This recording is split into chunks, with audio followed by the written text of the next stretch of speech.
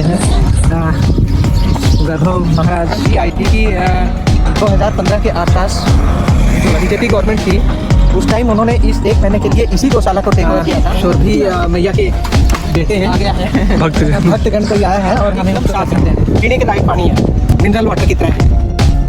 जब इसमें उत्तर दिशा की हवा से चली, इंसान देख के इनको भी खुशी की लहर आती है। यहाँ पे बूढ़े और बीमार नंदियों को रखा गया है।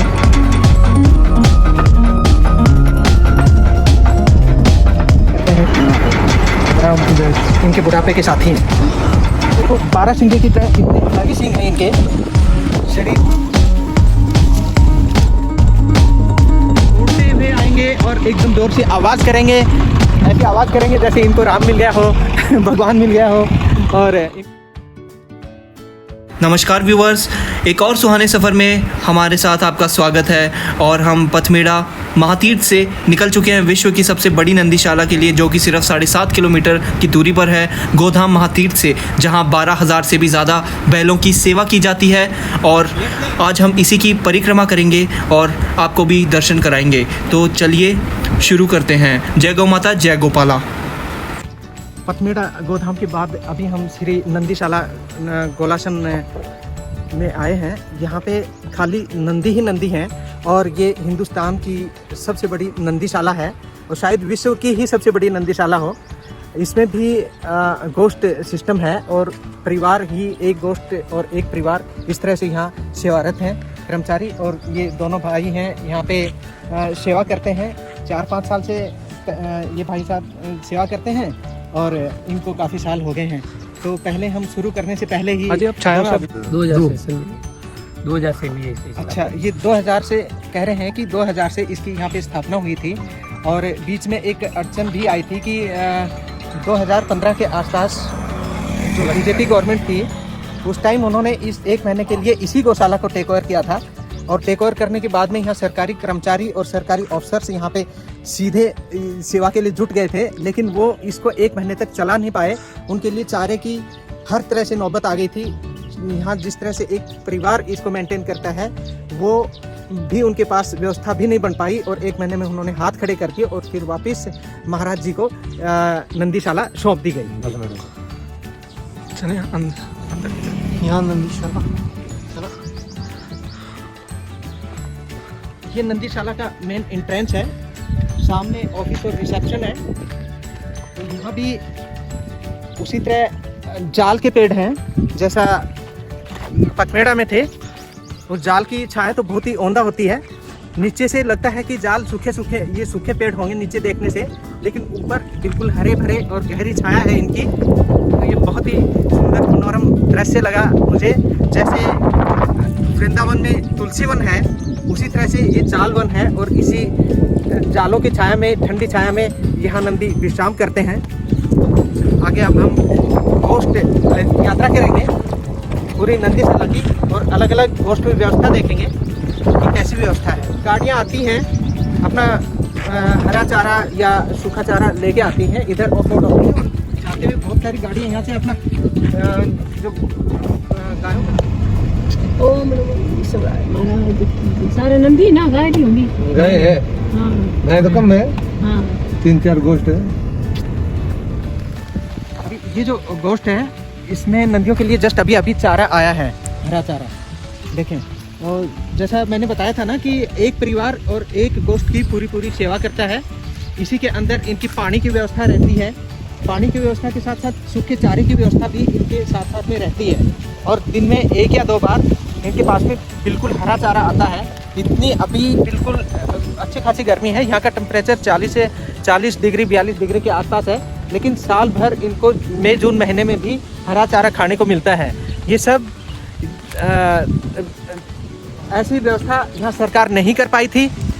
कुछ भी सूखा तूड़ा तक नहीं खिला पा रही थी। और उसके बाद महाराज जी की कृपा से और यहाँ आने वाले गौ सेवकों की वजह से ये सब सेवा इतनी औंधा चल रही है कि जिसके बारे में वर्णन करना भी बहुत कठिन है। चलो, ये हरे चारे का ट्रैक्टर अभी इस गोष्ठ के लिए आया है। अभी इसको खुला ही डाल दिया जाएगा और गायें देखो अपने आप से एक्टिवेट हो जा रही है। अभी ट्रैक्टर को देखते ही सारे के सारे नंदी हैं दौड़ते हुए आएंगे और एकदम ज़ोर से आवाज़ करेंगे ऐसी आवाज़ करेंगे जैसे इनको राम मिल गया हो भगवान मिल गया हो, और इनका जीवन इनकी सांस में सांस आती है।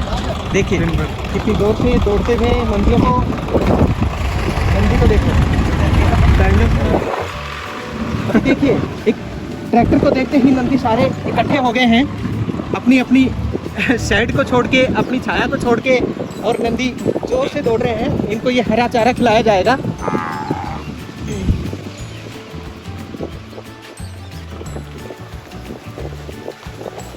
ये व्यूवर्स, आपसे निम्न निवेदन है कि हमारे चैनल को सब्सक्राइब करें, वीडियो को लाइक करें और अपने फैमिली मेम्बर्स के साथ भी शेयर करके इस उत्साहित हमारी जर्नीज़ का आनंद लीजिए। चलिए कंटिन्यू रहिए हमारी इस नंदीशाला के ब्लॉग के साथ।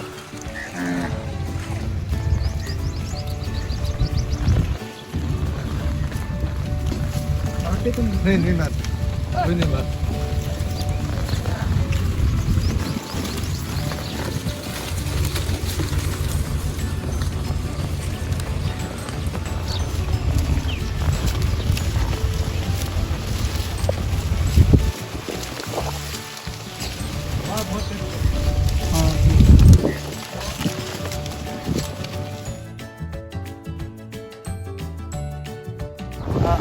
नंदी सेवक जो गोपालक हैं वो इनके रेजिडेंट्स भी अंदर ही होते हैं, अपने पूरे परिवार के साथ रहते हैं, और ये सब पगार पे ही होते हैं। इनकी कुटिया अंदर ही बनी हुई है।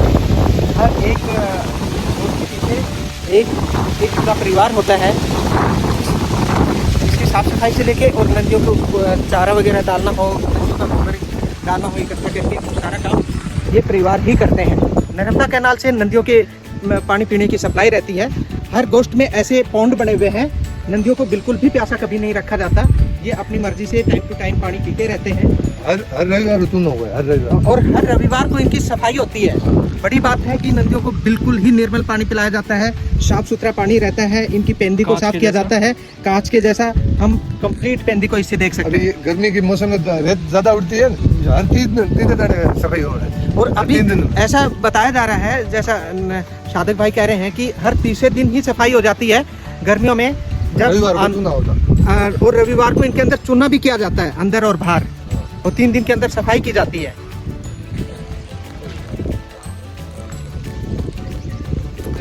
मारते नहीं, रोज आते हैं, उधर जाते हैं, रखते हैं, आते हैं।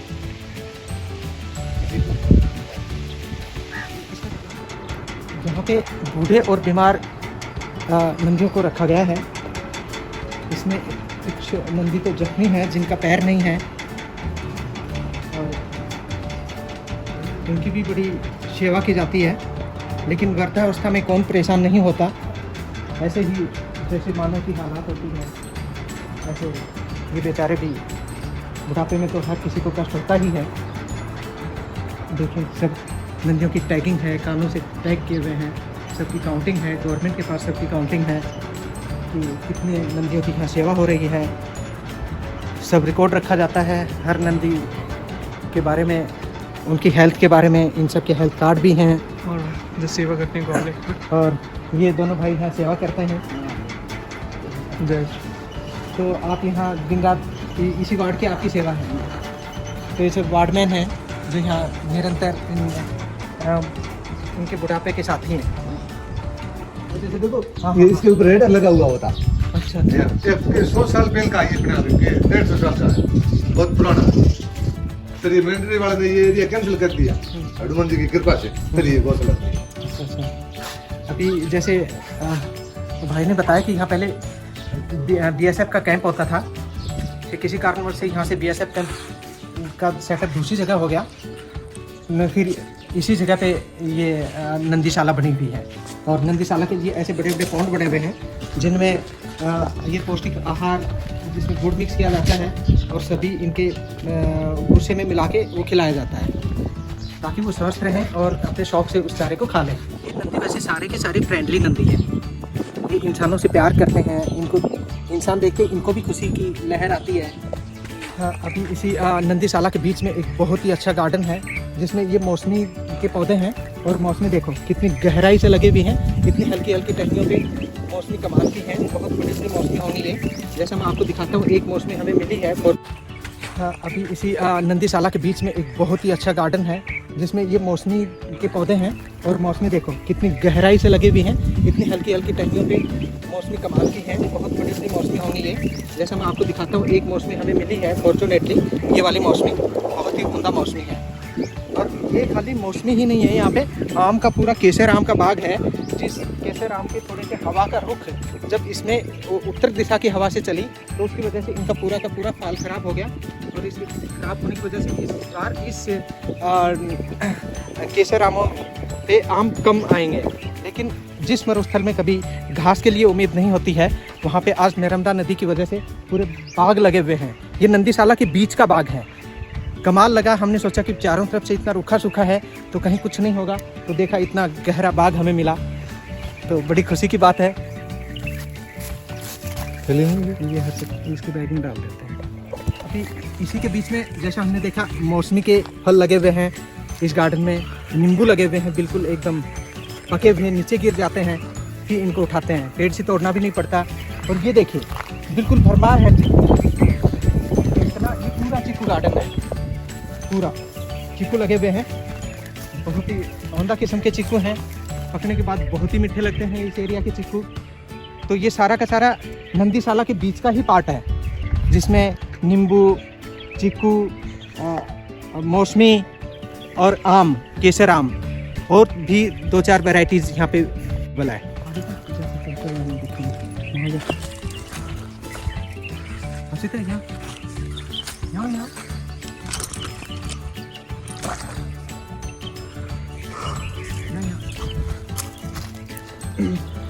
ये पानी का कुंड है जो बाहर है, इसका एक संप है जो थोड़ी सी दूरी पे है जिसमें अंडरग्राउंड टांका है। और उसके बाद उस टांके से ही ये पानी यहाँ पे आता है और उस टांके तक पानी नहर से आता है। लेकिन ये नहर का पानी एकदम साफ़ है, पीने के लायक पानी है, मिनरल वाटर की तरह है। बहुत ही बड़ा टांका है। देखो इसी की वजह से ये सारे डेवलप हैं और ये भाई इनकी वाटर सप्लाई में ही काम कर रहे हैं।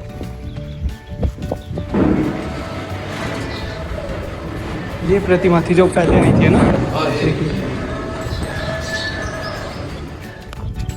लकड़ी बंदी हुई है। अच्छा,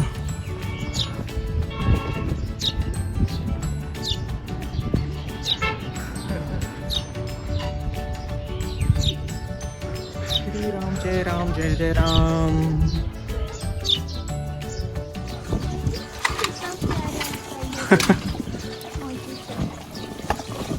ये खिलाओ ऐसे आगे ओके, डरना नहीं, ऐसे रखना है। निकाले आ रहा हूँ। हाथ में पकड़ ले। हो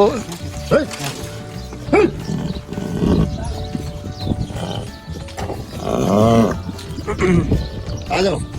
आ जाओ, आप भी दे दो।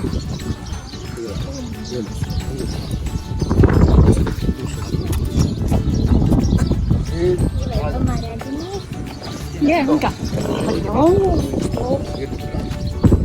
अरे आपको नहीं मिला। समृद्धि के बेटे हैं पथमेड़ा की जो आराध्या। पथमेड़ा की आराध्या देवी हैं, आराध्या देवी जिनकी हमने पूजा भी की है और उन्हीं के बेटे हैं। और इनका नाम वैभव है। ये यहाँ के इस गौशाला के महाराजा हैं।